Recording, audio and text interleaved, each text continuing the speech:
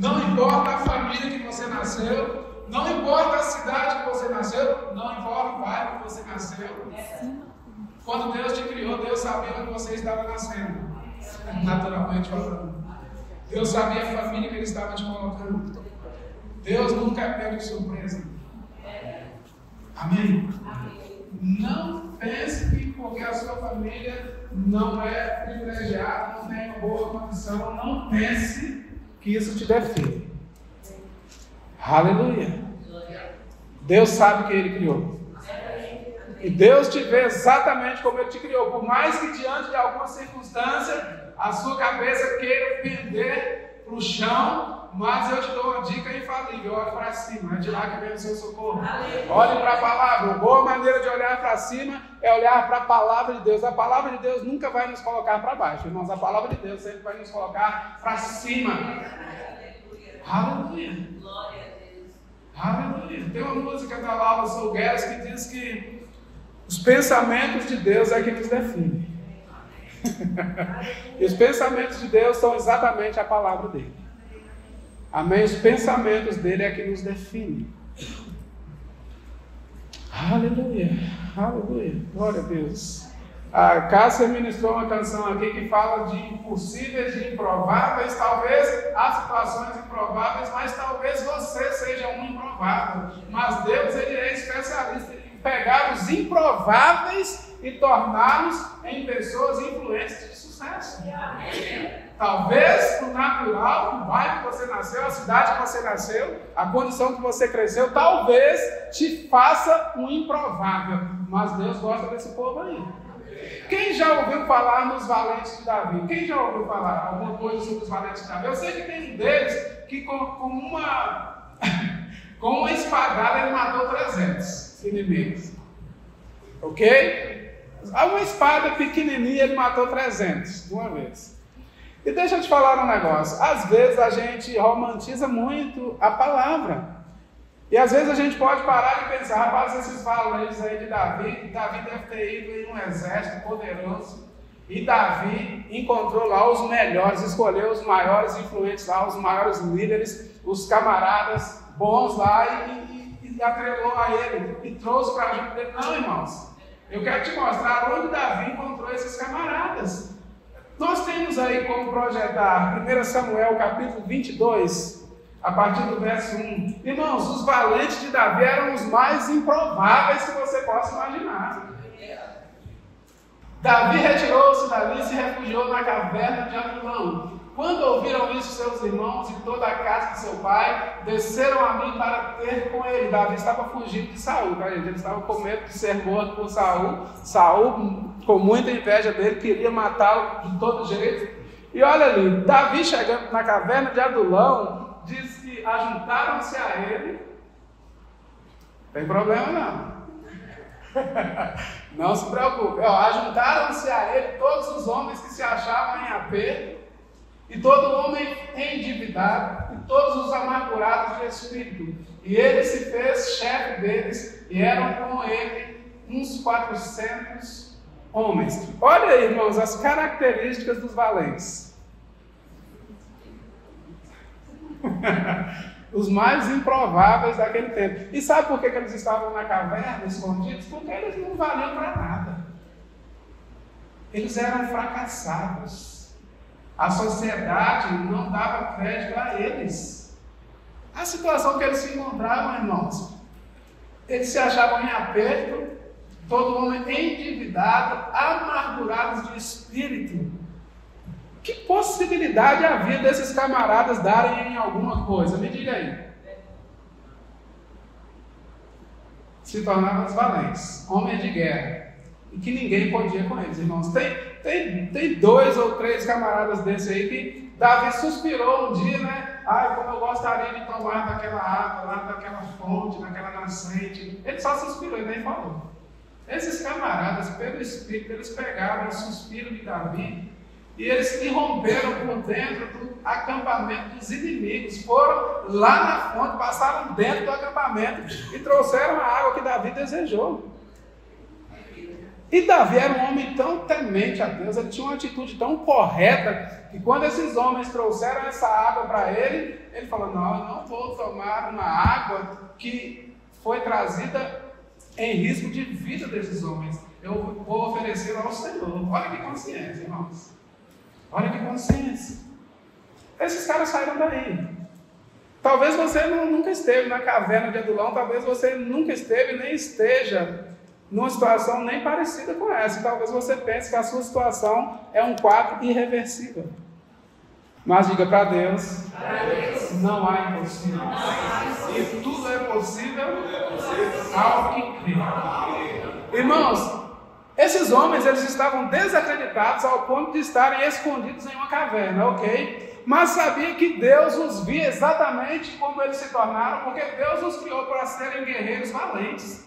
E as circunstâncias, as adversidades, as pressões que eles estavam enfrentando, os tornaram os improváveis. Mas Deus nunca mudou de ideia a respeito deles. Eu quero te dizer que Deus nunca mudou de ideia a seu respeito. Não importa se a sua fase seja a pior fase da sua vida, ou se seja a melhor.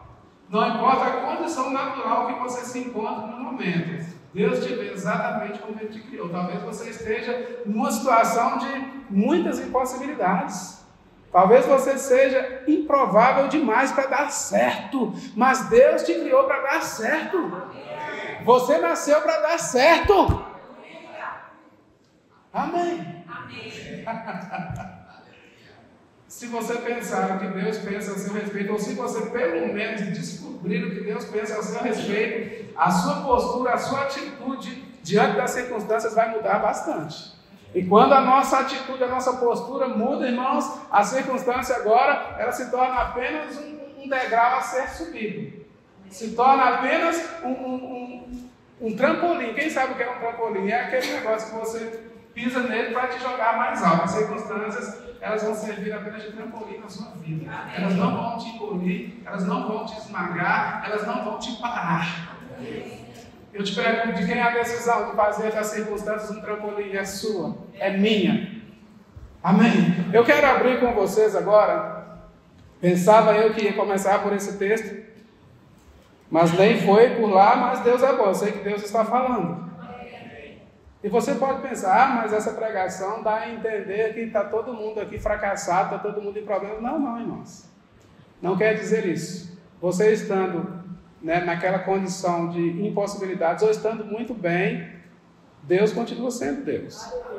Eu só quero que você entenda que tudo pode estar muito bem hoje e amanhã nada estar bem. O segredo é para onde você está olhando. Amém? E se nada está bem hoje, irmãos, amanhã é um novo dia. Se as coisas não estão saindo exatamente como você planejou, fique tranquilo, está tudo bem. Se você puder confiar no Senhor, Ele pode fazer infinitamente mais do que o que você pensa ou pede, segundo o poder dele que opera em você. Vamos lá para Juízes, por favor, Juízes. Mas ele está falando hoje muito da antiga aliança. Irmãos, o Deus da antiga aliança é o mesmo Deus da nova aliança. Amém? Só que o entendimento era diferente. Era uma questão de entendimento, de interpretação. Mas Deus, Ele nunca mudou, Ele sempre foi o mesmo. Ele é o mesmo hoje, ontem e o será eternamente. Amém?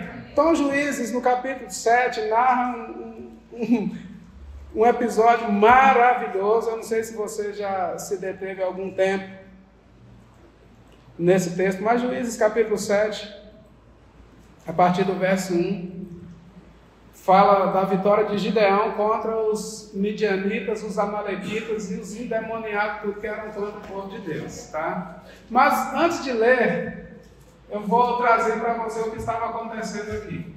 O povo de Deus, os israelitas, eles fizeram o que era mal perante o Senhor. E por isso, por esse motivo deles estarem em desobediência, eles estarem adorando e servindo a Baal, aos postes ídolos, por causa disso, eles foram entregues nas mãos dos midianitas e eles foram escravizados por 7 anos. Diga, 7 anos. 7. Irmão, 7 anos não foram por 7 dias, não foram por 7 semanas, não foram por 7 meses, foram 7 anos os israelitas escravizados nas mãos dos midianitas. E veja bem, tudo que eles plantavam, esses endemoniados iam lá e destruíam tudo. Eles iam lá e davam cabo de tudo, eles não deixavam nem sustento em Israel, não deixavam nem gado, não deixavam nada, eles destruíam tudo, como gafanhotos. A Bíblia diz que eles eram como gafanhotos. Eu não sei se alguém aqui já teve a experiência de ver uma nuvem de gafanhotos destruindo uma plantação. Não sei se alguém já viu isso, irmãos, é terrível o negócio, é horrível. Então diz que os amalequitas eram como os gafanhotos, que iam lá e destruíam tudo que os israelitas estavam plantando e construindo. E a Bíblia diz que por causa disso, Israel ficou muito debilitado, ficou muito enfraquecido, e enfraquecidos eles passaram a buscar ao Senhor. E quando eles buscaram ao Senhor, o Senhor agora envia um profeta que lembra eles da bondade do Senhor, e lembra que eles decidiram não dar ouvidos à palavra do Senhor. Irmãos, circunstâncias, elas podem vir por causa de desobediência, porque nós conhecemos a palavra e não temos ousadia de praticá-la, porque nós conhecemos a verdade e andamos fora da verdade. Podem vir circunstâncias, irmãos, mas eu vou te falar uma coisa: quando houver arrependimento, quando a pessoa que está no erro, ela reconhecer e se voltar para o Senhor é misericordioso, o Senhor é bondoso, o Senhor é um Pai de amor. Ele não está querendo lançar ninguém fora. Então, os israelitas debilitados agora passam a buscar ao Senhor, e o Senhor manda um profeta lá a falar com eles: olha, não fui eu quem tirei vocês da terra do Egito, da terra da servidão? Não fui eu que fiz isso, fiz aquilo outro, dei para vocês a terra dos inimigos, mas vocês não quiseram ouvir a minha voz. Eu vou, antes de Juízes 7, eu vou ler Juízes 6. Fica animado, porque a palavra de Deus, ela nos coloca para cima. Amém? Versículo 10 diz assim, diz: eu sou o Senhor vosso Deus, não temais os deuses dos amorreus, em cuja terra habitais, contudo não destes ouvidos à minha voz. Então o profeta, ele veio lembrando a eles da bondade do Senhor, da grandeza do Senhor, e ele lembrou: vocês saíram da vontade de Deus, vocês foram desobedientes. Mas o verso 11 diz assim: então veio o anjo do Senhor, isso é Juízes capítulo 6, verso 11. Então veio o anjo do Senhor e assentou-se debaixo do carvalho que está em Ofra, que pertencia a Joás, a Biesrita. E Gideão, seu filho de Joás no caso, estava malhando o trigo no lagar para o pôr a salvo dos midianitas. Então o anjo do Senhor lhe apareceu e lhe disse: o Senhor é contigo, homem valente. Olha o que o anjo do Senhor fala com Gideão, irmãos: o Senhor é contigo, homem valente. Gideão, ele estava malhando ou debulhando o trigo no lagar, porque ele estava se escondendo dos midianitas, porque lagar não é lugar de mexer com trigo, gente. Lagar é lugar de mexer com uva. Então ele já estava num lugar inapropriado para os midianitas não chegarem até lá. Então ele estava ali, debulhando o trigo, às escondidas, para deixar pelo menos alguma coisa de provisão para eles. E o anjo do Senhor chega ali agora e fala: o Senhor é contigo, homem valente. Eu penso que Gideão olhou para um lado, olhou para trás, olhou para o outro lado, olhou para o chão, pensando: com quem ele está falando? Porque eu não sou valente coisa nenhuma. Gideão pensava assim sobre ele mesmo, viu, gente? Ele pensava que ele não era nada, que ele não valia nada, mas quem o criou foi Deus, o mesmo Deus que te criou. Amém? Então o anjo do Senhor fala com Gideão: o Senhor é contigo, homem valente. Respondeu-lhe Gideão: ai, Senhor meu, se o Senhor é conosco, por que nos sobreveio tudo isto? E que é feito de todas as suas maravilhas que nossos pais nos contaram, dizendo: não nos fez o Senhor subir do Egito? Porém agora o Senhor nos desamparou e nos entregou nas mãos dos midianitas. Então se virou o Senhor para ele e disse: vai nessa tua força e livra a Israel da mão dos midianitas. Vai nessa tua força e livra a Israel da mão dos midianitas. E diz assim: porventura não te enviei eu? E ele lhe disse, Gideão, cheio de justificativas, cheio de argumentos, disse: ai, Senhor meu, com que livrarei a Israel? Eis que a minha família é a mais pobre de Manassés. Um improvável, eu sou muito improvável para fazer alguma coisa. E eu sou o menor da casa de meu pai. Tornou-lhe o Senhor, já que eu estou contigo, ferirás os midianitas como se fossem um só homem. Irmãos, diante da grandeza do Senhor, diante dos pensamentos do Senhor ao seu respeito, a família que você nasceu, o bairro que você nasceu, a cidade que você nasceu, a escola que você estudou não fazem a menor diferença. Amém. Diante daquele que te criou, você é exatamente o que ele te criou para ser. Amém. O anjo do Senhor chama ele de homem valente, ele se sentindo nada, escondido. O anjo do Senhor fala, vai nessa tua força, e ele pensa, que força eu tenho? A minha família é a mais pobre de Manassés. Manassés era uma das menores tribos, irmãos. E a família dele era a mais pobre. E ele era o menor da casa dos pais dele. O mais improvável. Talvez você, as circunstâncias ou a sociedade esteja dizendo para você que você é improvável demais para dar certo. Só que Deus, ele é especialista em contrariar as possibilidades naturais. Talvez a sua formação acadêmica diz que no mercado competitivo de hoje você não tem nada para oferecer. Será que é isso que Deus diz a seu respeito? Será? Talvez, o bairro que você nasceu e foi criado diga que você nasceu para dar errado, e Deus diz que você nasceu para dar certo. Deus não se impressiona com nada, nem com a oferta de milhões, como a Fabiana disse aqui, muito bem dito. Deus está procurando corações totalmente dele. E se o seu coração estiver conectado com o Senhor, você vai ser exatamente o que ele te criou para ser, irmãos. Saia daqui consciente disso.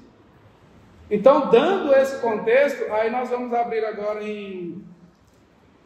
no capítulo 7, porque no capítulo 7 fala que esses gafanhotos, esse exército de multidão, que diz que os camelos deles eram inumeráveis como a areia da praia do mar. Os camelos, imagina a multidão de gente que tinha o exército dos amalequitas.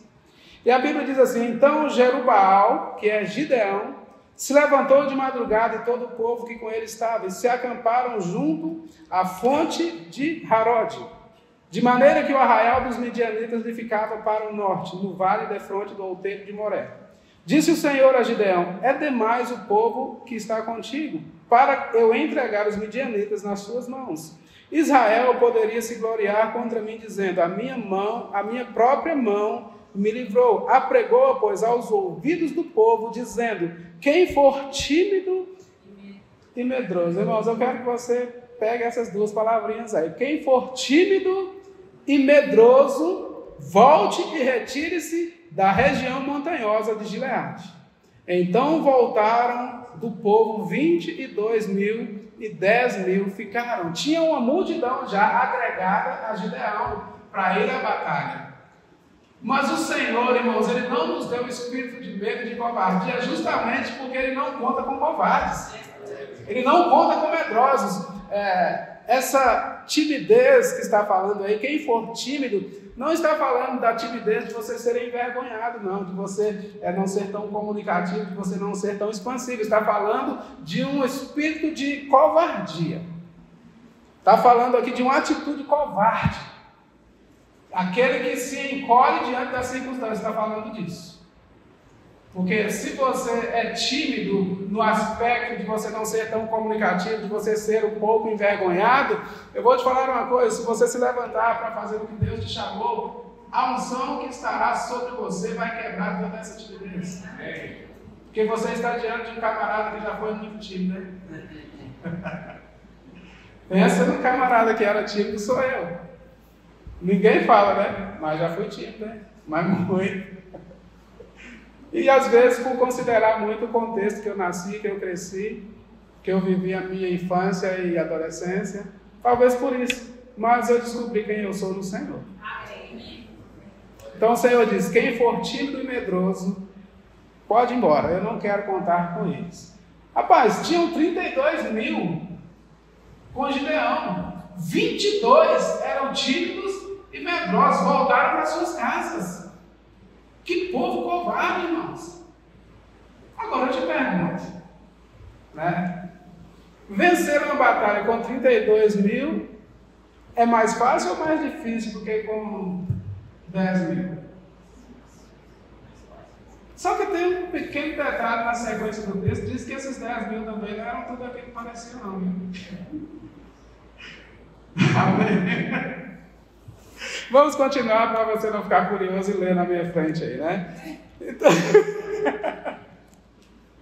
Então diz que 22 mil foram para casa e 10 mil ficaram. Disse mais o Senhor a Gideão: ainda há povo demais, faz-nos descer as águas e ali os provarei. Aquele de quem eu te disser, este irá contigo, esse contigo irá. Porém, aquele de quem eu te disser, este não irá, esse não irá. Esse não irá contigo, esse não irá. Fez Gideão descer os homens às águas. Então o Senhor lhe disse: todo que lamber a água com a língua, como faz o cão. Esse cão aqui, gente, não é o demônio, não é Satanás, não. É cachorro mesmo, tá bom?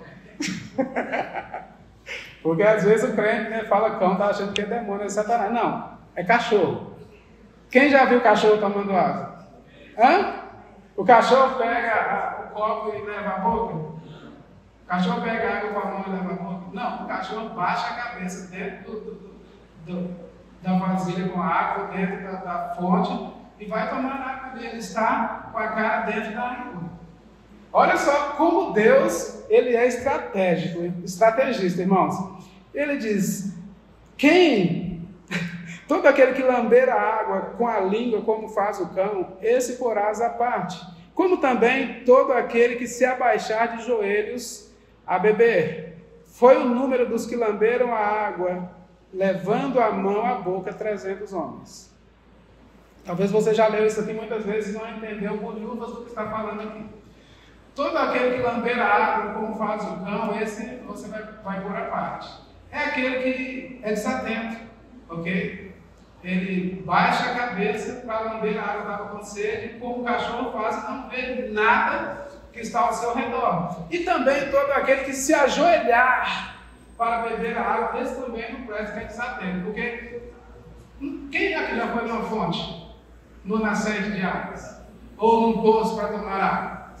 Geralmente você fica acima do poço. Se você se ajoelha para tomar água, você fica exatamente na postura de derrotado. Você baixa a cabeça, está de joelhos e você vai ali tomar a sua água. Esse também não serve. Aquele que trouxer a água à boca usando a mão, esses estão aprovados. Por quê? Porque o camarada ele vai tomar água e ele baixa perto da fonte e ele pega a água com a mão, ok? Eu estou vendo vocês.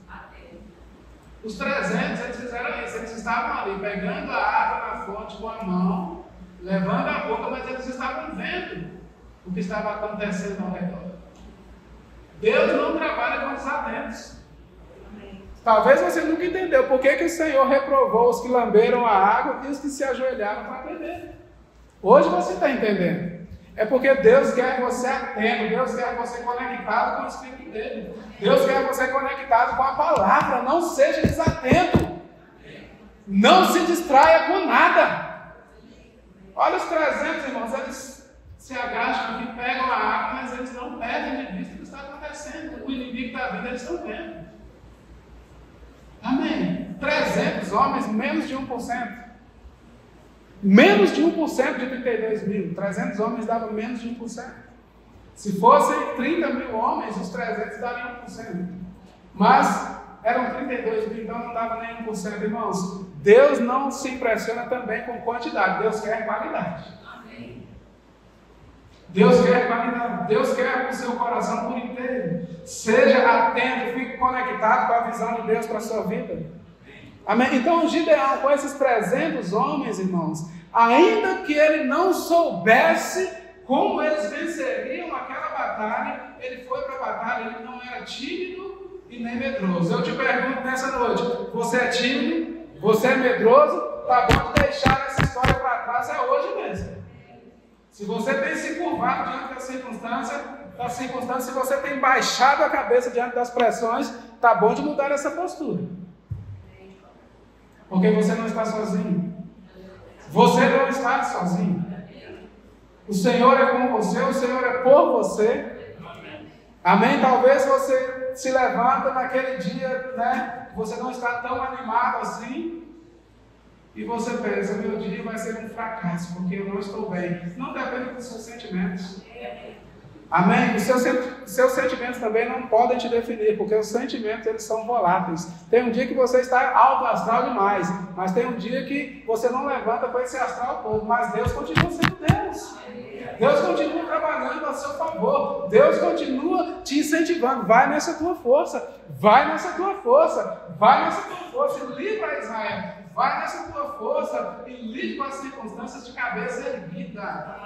De cabeça erguida. Quem for tímido e medroso, que volte para a sua casa. Quem for tímido e medroso está correndo riscos de fracassar diante das circunstâncias. Quem estiver se considerando aquilo que as pressões estão dizendo, está correndo sérios riscos. Mas tem um lugar que você pode olhar e se ver mais do que vencedor, é a palavra de Deus. Eu não sei quanto tempo você tem dedicado da sua vida para considerar a palavra de Deus. Quanto mais tempo você considera a palavra, quando eu falo com você, eu me incluo nessa, amém? Quanto mais tempo nós nos dedicamos à palavra, nós consideramos a palavra, nós nos alimentamos da palavra, mais fortalecidos nós somos, irmãos. Nós vamos nos tornando mais parecidos com aquilo que Deus nos criou para ser. Deus não te criou para ser tímido, para se intimidar diante das circunstâncias. Deus não te criou para colocar as circunstâncias acima da palavra dele, irmãos. A Bíblia diz que Deus exaltou o nome dele e a palavra dele acima de todas as coisas. E por que muitas vezes você está colocando as circunstâncias acima da palavra de Deus? Por que as circunstâncias muitas vezes têm sido mais real para você do que a palavra de Deus? Aleluia. No mundo tereis aflições, ou passares por aflições, mas tem bom ânimo, eu venci o mundo. Eu venci o mundo, Jesus venceu por mim, Jesus venceu por você, irmãos. Aleluia. Gideão, o menor da família mais pobre em Manassés, irmãos. Deus via ele exatamente como um guerreiro vencedor. Como é que você pensa que Deus te vê? Às vezes você está te vendo ou se vendo o contrário do que Deus está te vendo, mas Deus te vê como mais que vencedor. Não importa a fase da sua vida, não importa o momento que você está vivendo, não importa o tamanho dos desafios que você está enfrentando, não importa. O que importa é a palavra. O que importa é quem Deus diz que você é.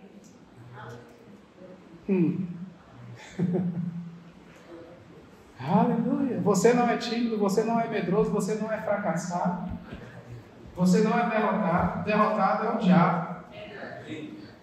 Derrotado é o diabo. E ele quer convencer você de que você que é derrotado. Você não é derrotado, você é mais que vencedor. Você é mais que vencedor. Irmãos, em alguns momentos, né, que vier aquela sugestão para você concordar com as circunstâncias e dizer, realmente não vai dar certo.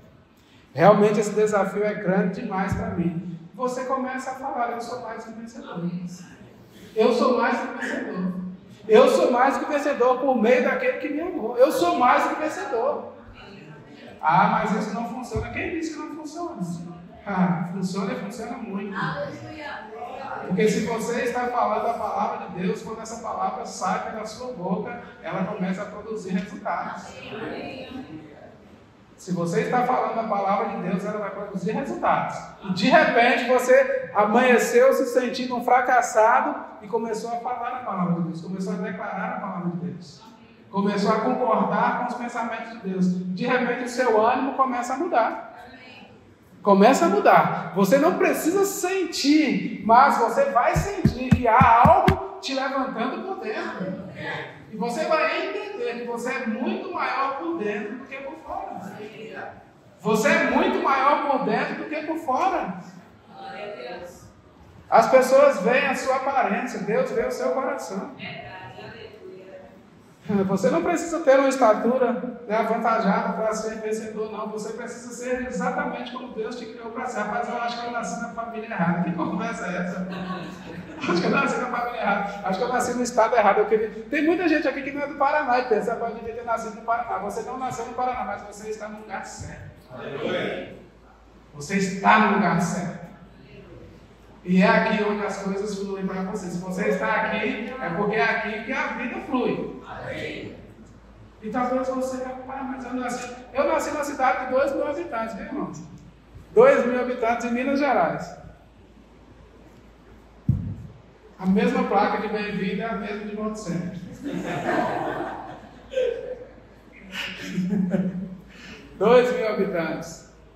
E como Gideão, da família mais pobre da cidade, meu Deus do céu, que coisa, né? Grandes eram as impossibilidades, mas irmãos, eu descobri quem me criou. Sabia que quem me criou não foi o meu pai e minha mãe que me deram a vida biológica? Quem me criou foi o Senhor. E com um propósito maravilhoso. Nasci numa cidade de 2.000 habitantes e eu era tímido, mas eu descobri que tem alguém que me garante. Tem gente que diz, eu me garanto. Não, quem te garante é o Senhor. E até você descobrir isso, você vai sofrer um pouquinho. E naquele lugar, irmãos, as possibilidades eram remotas demais, eram pequenas demais. Mas eu já estive em lugares, já morei em lugares que muita gente anseia conhecer, irmãos. Porque eu decidi concordar com o que Deus diz a meu respeito. E se eu estou hoje em Maringá, irmãos, é exatamente porque Deus me quer aqui. Há um ano, quarta-feira, fez um ano que o Senhor tratou comigo sobre sair de Cianorte. Que coisa incrível, irmãos. Eu nem pensando sobre sair de Cianorte, e muito menos morar em Maringá. Nunca pensei em morar em Maringá. E quarta-feira fez um ano, dia 10 de setembro de 2024, o Senhor fala comigo, saindo de Cianorte. Eu digo, que coisa, hein? Eu não estou pensando sobre isso, eu não tenho esse desejo, está tudo bem aqui, está ótimo aqui, está bom demais. E de repente, irmãos, essa nota sobe, saindo de Cianorte. Meu Deus, agora vem Deus inventar a moda. Mas sabia que toda moda que Deus inventa dá certo? Toda moda que Deus inventa dá certo, por mais que não faça o menor sentido quando Ele compartilhar com você. Toda moda que Deus inventa dá certo, viu, gente? Talvez você possa estar pensando nesse tipo, rapaz, eu acho que eu estou no lugar errado. Está no lugar certo. Está no lugar certo. Está no lugar onde as coisas funcionam, viu, Wesley? Está no lugar onde as coisas funcionam. Funciona. Mas o Senhor não falou para onde, Ele só falou que a gente ia sair de Cianorte.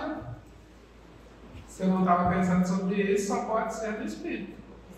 Passados uns dias, Maringá, eu falei, não pode ser.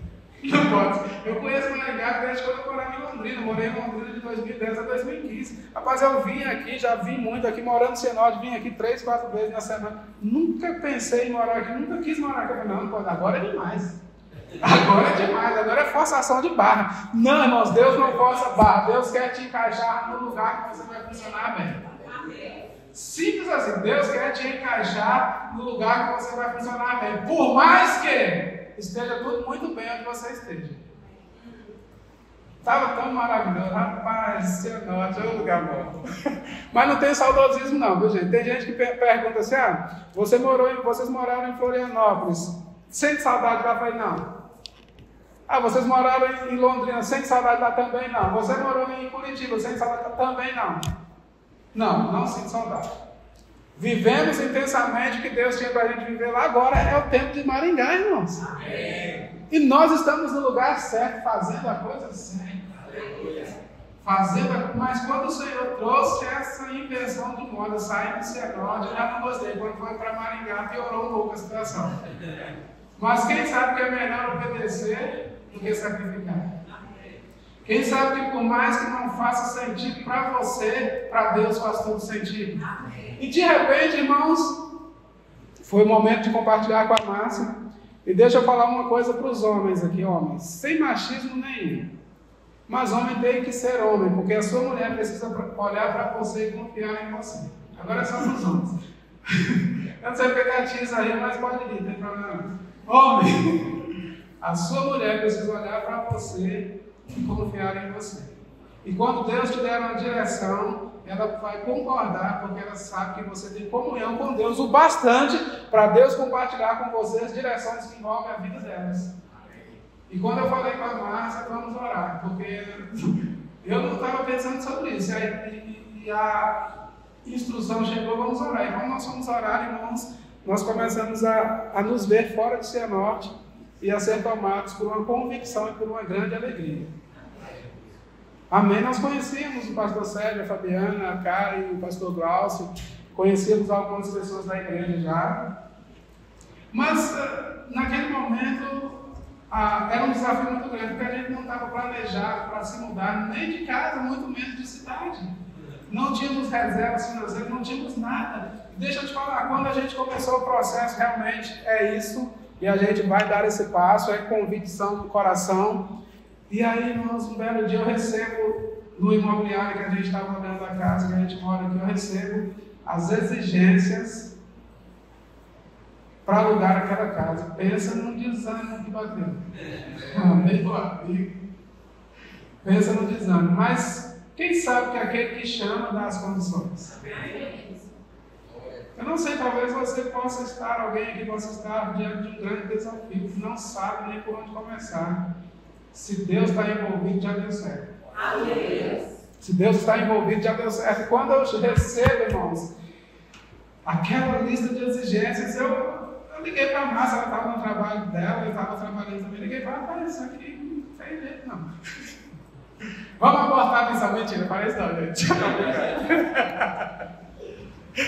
Falei, mas isso aqui é impossível. E era impossível. Tanto é que nós moramos exatamente na casa, alugada exatamente pela imobiliária, que nós não tínhamos 10% do que eles exigiam, mas quem nos chamou para cá foi o Senhor.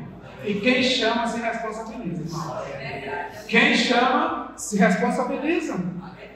Agora, tem que ter coragem e ousadia. Não pode ser tímido e nem covarde. Não pode ser tímido e nem medroso. Tem que colocar o pé nas águas. Tem que entrar na proposta do Senhor. Porque Ele dá a orientação, Ele dá a direção, mas Ele não vai dar o passo no seu lugar. Ele não vai fazer a sua parte. Mas a parte dele Ele garante. Quem sabe que Deus garante a parte dele? Irmãos, foi sobrenatural a nossa vida para Maringá. Estamos morando exatamente naquela casa. Nem preciso te falar que foi sobrenatural, que Deus nos deu graça e favor diante de pessoas que não nos conheciam. Alguém aqui já ouviu falar de um dono de imobiliária que lida com inadimplência, que leva calote, não sei o que lá, querendo uma reunião com você sem te conhecer? Sem te conhecer. E aí na reunião você fala a sua situação, não. Isso não atende, isso também não, isso muito menos, isso aqui também sem chance. Tudo contrário.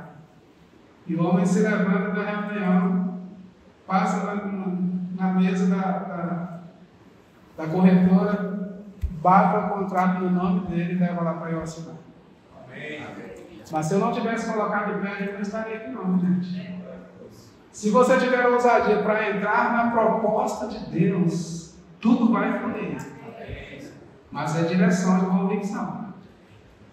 Às vezes a gente ouve um testemunho de alguém e a gente fica empolgado, mas não está crendo. Se você precisa crer. Você precisa saber a direção de Deus para você. E como é que a gente descobre isso? Em comunhão com Ele e com a palavra dele. Coloque os desafios diante do Senhor e você vai ver que os desafios não são tão grandes assim. Há um Deus que criou todas as coisas. O que é uma casa para morar perto de um Deus tão grande? Glória a Deus. Talvez Deus esteja falando com alguém aqui nessa noite. O que é? O que é? Um carro para andar diante de um Deus tão grande. Carro é um monte de lata, borracha, mas o que tem? É plástico. Só isso. Amém. Jesus. Agora, o que você está precisando diante de um Deus tão grande? Qual é o seu desafio? Qual é a visão dele para a sua vida? Qual é a direção que ele tem te dado?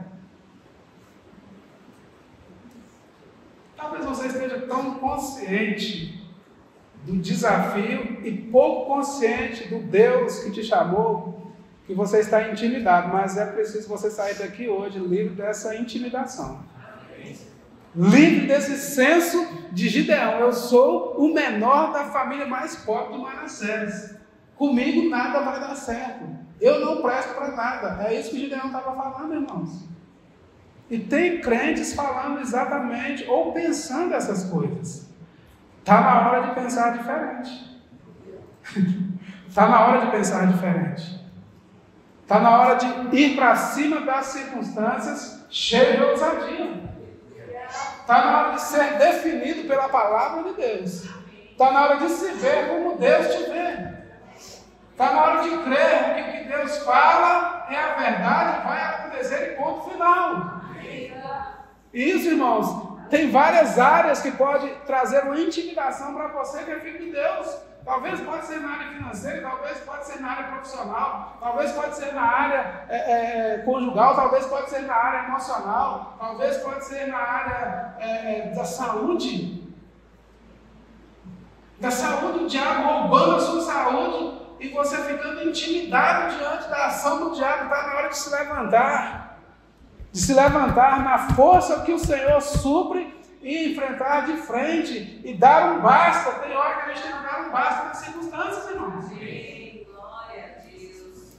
Porque justificativa, irmãos, é o que não falta para a gente ser covarde e fraco e tímido. Justificativa é o que não falta. Eu sei que todos nós aqui temos um monte de justificativas para dizer por que a gente não fez e não faz e não vai fazer um monte de coisa, mas está na hora de jogar tudo isso no lixo e crer em Deus e se apegar às promessas de Deus, se apegar à palavra de Deus e confiar que Ele é com você. Chega de justificativas. É tanta justificativa, mas domingo eu não fui para o culto, por isso, aquilo outro. Chegou visita em casa. Deixa eu te falar uma coisa. Eu e a Márcia, a gente nunca deixou a visita atrapalhar a nossa ida para a igreja. Aí o pessoal pensava, vocês têm que estar em todo culto, porque vocês são pastores, né? Estavam falando, não. É um compromisso que nós temos, não é com Deus, não. Tem gente que vem para a igreja falando, eu vou porque eu tenho compromisso com Deus, o compromisso é com você mesmo.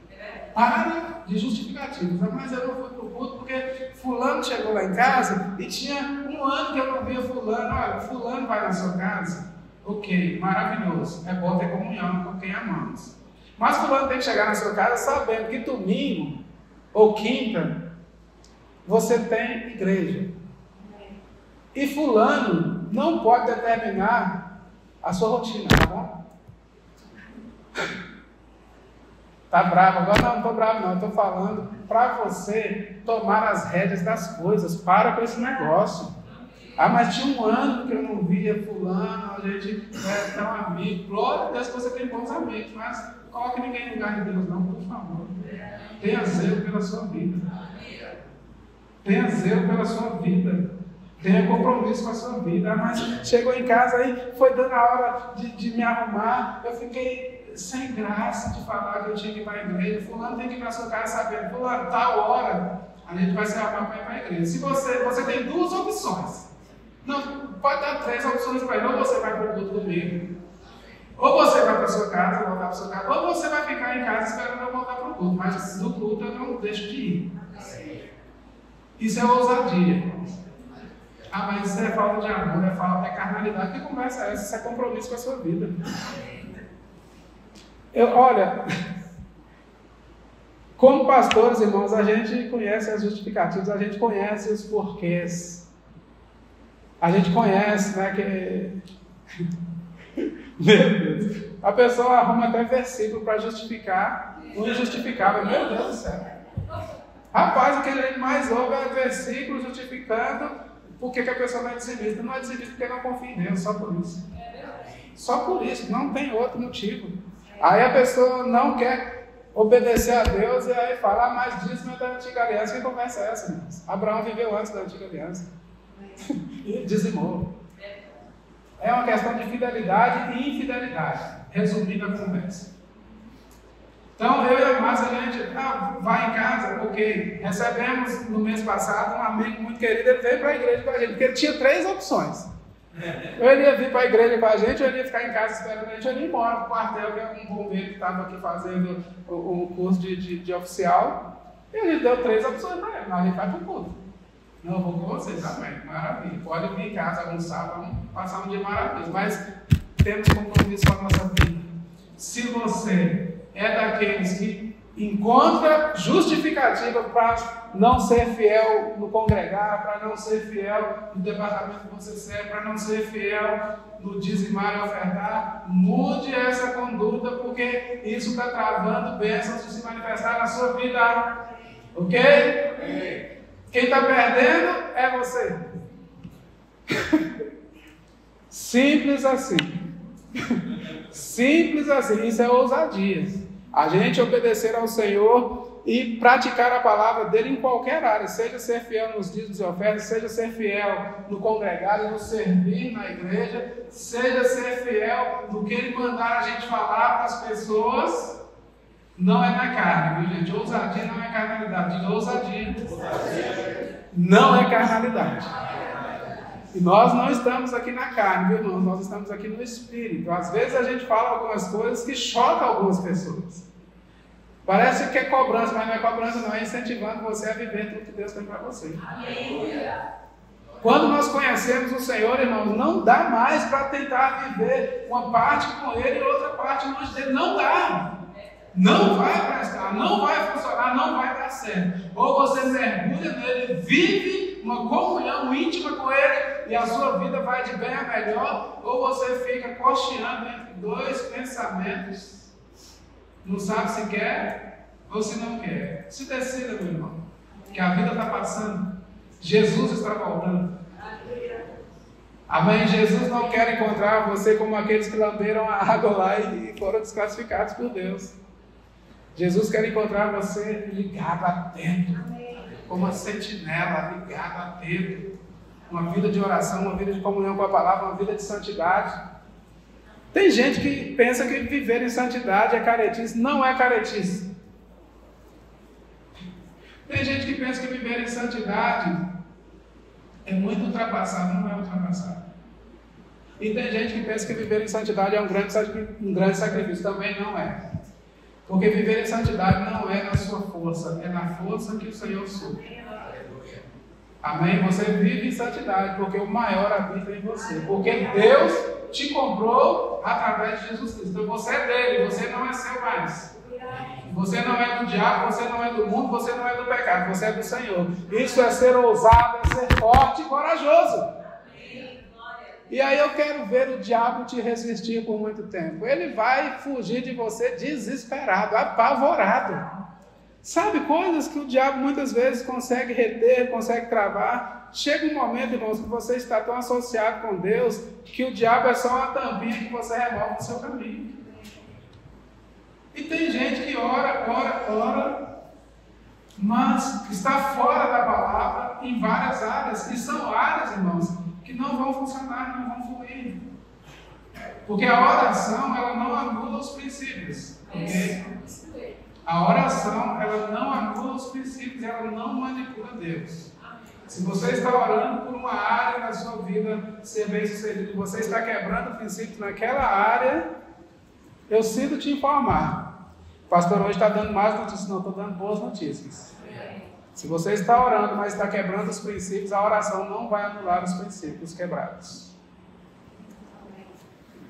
Se é que todos me entendem.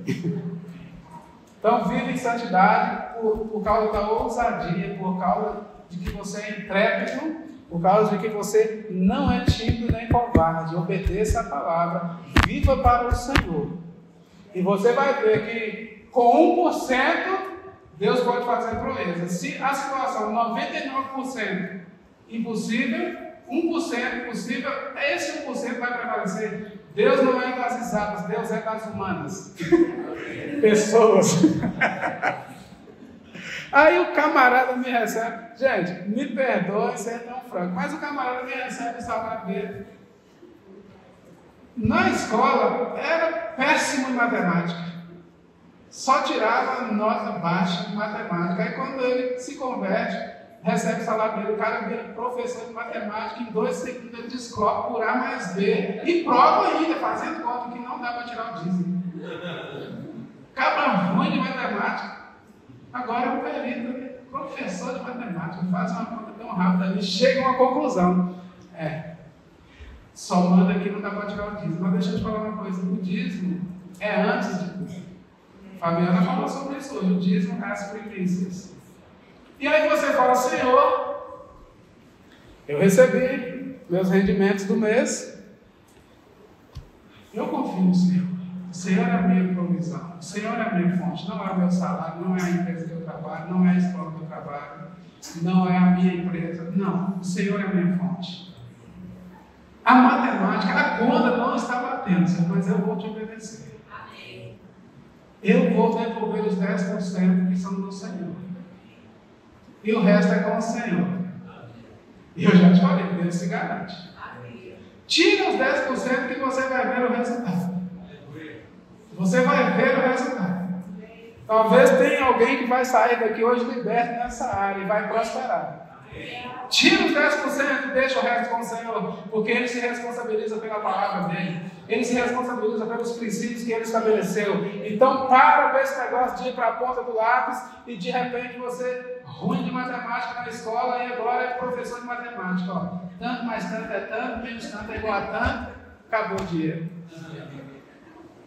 Não deu nem para pagar os compromissos que eu tenho, como é que eu vou tirar o dízimo? Diga, é pela fé. Pela fé. É pela fé. Irmãos, é sério isso. Isso é um nível de ousadia que Deus não resiste.